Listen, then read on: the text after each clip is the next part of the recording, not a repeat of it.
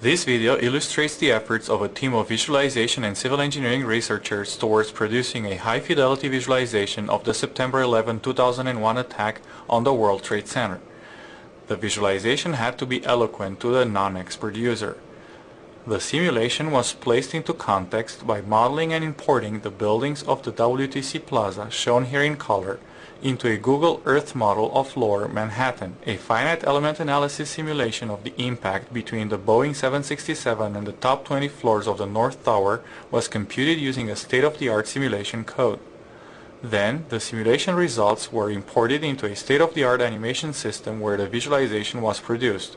The simulation tracked the impact over 3/4 of a second real time. This sequence is 13 times slower than real time. All the animated geometry seen here was created automatically from the simulation output data.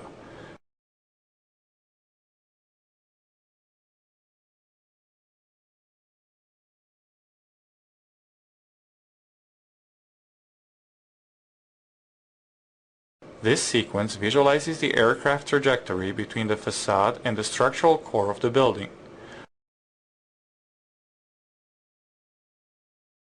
Notice the oscillation of the ceiling during the impact. This reverse angle shot visualizes the important damage sustained by some of the core columns. Using a camera with a distant hither plane, this sequence simultaneously visualizes the two floors that sustain most direct impact damage.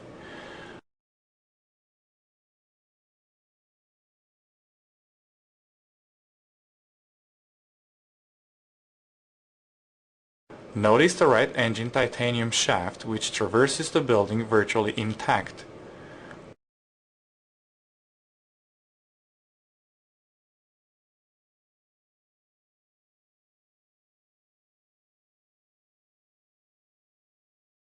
Plane debris re-emerges on the opposite face of the building.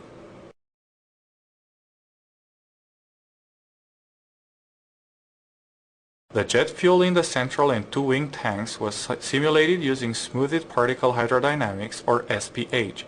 Nearby fuel particles were lumped together in the animation system, and the fuel was rendered with reflections and refractions using a ray trace material. Notice how the wing tank fuel disperses first, as the wings are considerably damaged by the facade. The core columns are essential to the structural integrity of the building.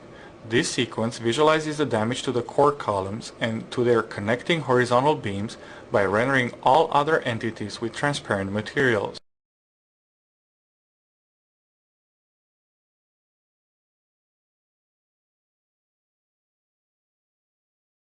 Here are the core columns exclusively. These sequences also turn out to provide a good visualization of the overall deformation of the aircraft as it enters the building.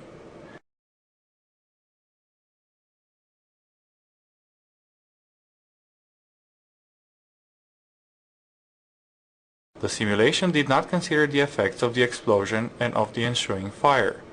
Here, the fuel particles were used in the animation system to automatically produce a plausible fire visualization.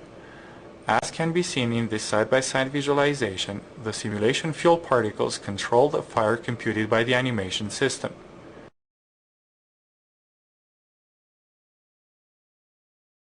Elements that undergo excessive stress are eliminated from the computation by the FEA simulation code.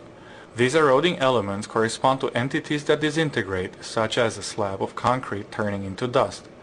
Although they do not have much relevance from the simulation standpoint, eroded elements are important for the visualization. Eroded elements are used in the animation system to automatically create and control visual effects such as dust and glass shards.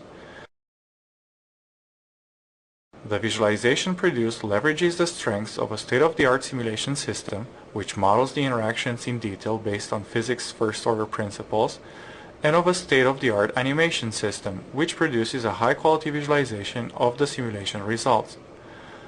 This was made possible by developing a scalable translator that automatically converts the simulation output data into an animation scene. The translator is general and reusable in the context of other simulations.